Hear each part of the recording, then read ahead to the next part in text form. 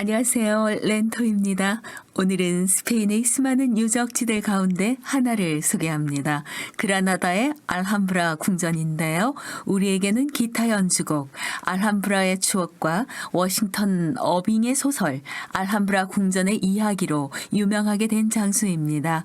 자칫 폐허가 될 뻔한 이곳에서 아름다움을 발견한 작가 덕분에 그 빛을 보게 되었습니다. 알함브라의 궁전은 이슬람의 건축 가운데 가장 아름다운 건축으로 꼽히는데요. 7세기 초에 아라비아 반도에서 일어난 이슬람은 빠르게 세력을 넓혔습니다. 아프리카 북부를 모두 점령하고 711년에는 마침내 지중해를 건너 이베리아 반도에 있던 서고트 왕국을 정복하고 유럽 땅으로 들어갔지요. 이슬람 세력은 오랫동안 이베리아 반도 거의 전부를 지배하였습니다. 이때 이베리아 반도에 정착해 살던 아라비아인들을 무어인이라고 합니다. 크리스터 교도들이 이슬람 세력을 몰아내고 영토를 되찾기 위해 국토 회복 운동을 줄기차게 벌이면서 이슬람 세력은 점차 영토를 잃었습니다. 결국 13세기에 이슬람 세력은 이베리아 반도의 남쪽 끝에 있는 그라나다까지 쫓겨났습니다. 이때의 이슬람 왕조가 나스르 왕조입니다. 옛날의 넓은 영토를 생각하면 굉장히 자존심 상하는 일이었지요. 나스르 왕조의 왕들은 비록 영토는 빼앗겼지만 이슬람 문화가 유럽보다 아름답고 뛰어나다는 것을 마음껏 가시하기 위해 커다란 궁전을 지었습니다. 그리하여 이슬람 문화의 걸작이라고 일컫는 알함브라 궁전이 탄생하였습니다. 알함브라는 붉은색이라는 뜻입니다. 처음 요새를 지을 때 흙이 붉었기 때문이라고도 하고요. 밤중에 성을 밝혀놓은 햇불로 성이 불타는 것처럼 보여서 그런 이름을 붙였다고도 합니다. 1492년은 콜럼버스가 아메리카 대륙에 도착한 해이지만 크리스터 교도가 이베리아 반도에서 이슬람 세력을 완전히 몰아낸 해이기도 합니다. 이때 크리스터 교도에게 도시를 넘겨주고 도망가던 나스르 왕조의 마지막 왕 보아브딜은 멀리 떨어진 산의 망노에서 궁전을 바라보며 눈물을 흘렸다고 합니다. 알함브라 궁전은 스페인이 자랑하는 세계 문화유산인데요. 이것은 높다란 언덕에 있는 성체이자 궁전입니다. 튼튼한 성체로만 보이는 바깥쪽 모습과 달리 내부는 매우 화려하고 아름답습니다. 이슬람 건축 양식의 정수를 보기 위해서 유럽을 찾는 것은 아이러니하지요.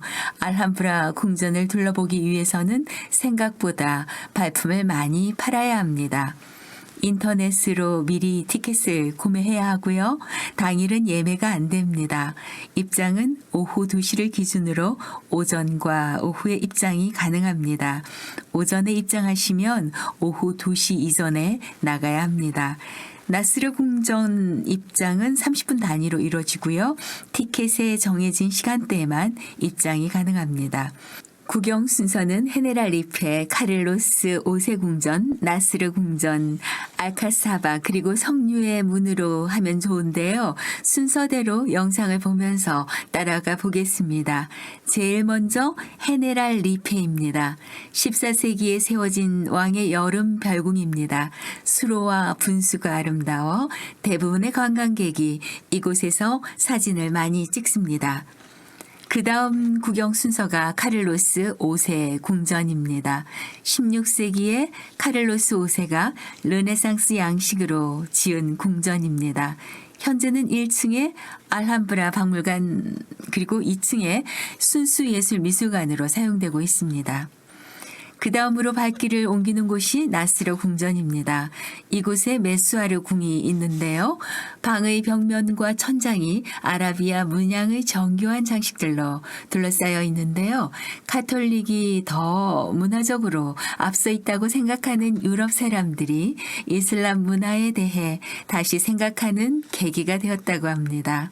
안뜰의 작은 분수 정원, 알바이 신의 전망을 내려다볼 수 있는 황금의 방이 있습니다. 다음이 코마레스 궁입니다. 아라야네스 중정과 옛 성체인 코마레스의 탑 안쪽에는 각국 사절들의 아련 행사 등에 쓰였던 대사의 방이 있습니다. 이곳의 천장과 벽면은 모두 아라베스크 문양의 장식으로 꾸며져 있습니다. 이곳의 발코니에서 아름다운 풍경을 조망할 수 있습니다. 중정의 내부는 왕을 제외한 남자들의 출입이 금지된 하렘이 있습니다. 나스르 왕궁 관람의 핵심인데요. 정원 중앙에는 12마리의 사자가 바치고 있는 사자의 분수가 있습니다. 사자의 중정 북쪽에 있는 두 자매의 방은 천장과 벽면 가득 화려한 종유석 장식으로 되어 있습니다. 그라나다의 유서 깊은 무어인 지구인 알바이신에서 가장 높은 언덕에 오르면 성 니콜라스 전망대가 나옵니다. 전망대에 오르면 웅장한 알함브라 궁전과 그라나다 초원, 도시의 전경과 눈 덮인 시에라 네바다 산맥이 한눈에 들어옵니다. 이제는 알함브라 궁전의 물의 영상입니다. 나스르 왕조의 마지막 왕이 이 궁전을 바라보면서 울었던 그 눈물도 여기에 함께 섞여 있는 것 같습니다. 한때는 여유로운 산책으로 감미롭게 다가왔을 그 분수와 연못들이 그곳을 두고 떠나는 이에게는 안타까운 눈물의 줄기가 되었을 것도 같습니다. 물은 아무런 말이 없지만 구름으로 소나기로 연못으로 혹은 우리가 마시는 물 한 잔으로 다가오기도 합니다. 그리고 다시 이렇게 분수에서 솟구치는 아름다운 줄기가 되기도 합니다. 때로 물은 곱기만 한 것이 아니라 난폭하기도 하고 분노를 드러내기도 합니다. 폭풍우를 몰고 오고 역사를 바꾸고 다시 이렇게 고요하고도 부드럽게 우리 곁에 머뭅니다. 알함브라 궁전의 무상함과 아름다움이 저는 이 궁전들의 곳곳에 비치는 분수와 연못, 그 물들마다 비치기도 하고 사라지기도 한다고 느꼈습니다. 어둠이었다가 빛이었다가 물질이었다가 무존재였다가 물방울이었다가 안개였다가 사라지기도 하는 그 물의 존재, 무존재. 그것은 우리 몸의 90% 이상이 물이기에 예사롭게 보이지는 않았습니다. 세월이 흐름에 따라 세력이 바뀌고 역사가 요동치지만 과연 사람 곁에 흐르는 물을 꺾을 수 있는 자가 누구일까요? 누군가 수자원 공사라고 장난스럽게 답할 것도 같은데요. 일본에서 출판된 물은 답을 알고 있다라는 책이 있습니다. 이 책에서 저자는 실험을 하였습니다. 하나의 방에 있는 물에게는 매일같이 계속 욕을 하였고요. 다른 하나의 방에 있는 물에게는 사랑을 속삭여 주었습니다. 그리고 그 물을 얼린 다음 미세 촬영을 하였는데요. 계속 욕을 얻어먹은 물은 입자가 갈라진 형태를 보였고요. 사랑의 속삭임 속에 있었던 물의 입자는 보석처럼 아름다운 결정체를 보였습니다. 자, 오늘은 물 한 잔을 마시면서도 물에게도 하트를 보이면서 마시고 싶은 생각이 듭니다. 그렇게 하트를 많이 그리면서 사랑을 속삭이면서 사는 시간들 보내고 싶네요. 오늘 렌토가 이참에 사과 말씀 드릴게요. 바르셀로나 사그라다 파밀리의 실방 약속을 못 지켜서 정말 미안합니다. 그날 저를 찾아 전화 주시고 또 방문해 주신 찐팬님들 미안하고 사랑합니다.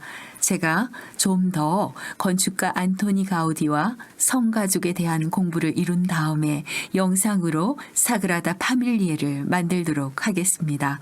이 영상에서 참조한 책은요. 해시태그에서 나온 스페인 자동차 여행 그리고 문해 출판사에서 나온 바슐라르의 물과 꿈이었습니다. 지금까지 함께 해주셔서 감사합니다. 일교차 심한 날씨입니다. 늘 건강하시길 바랍니다. 다시 한번 감사드립니다.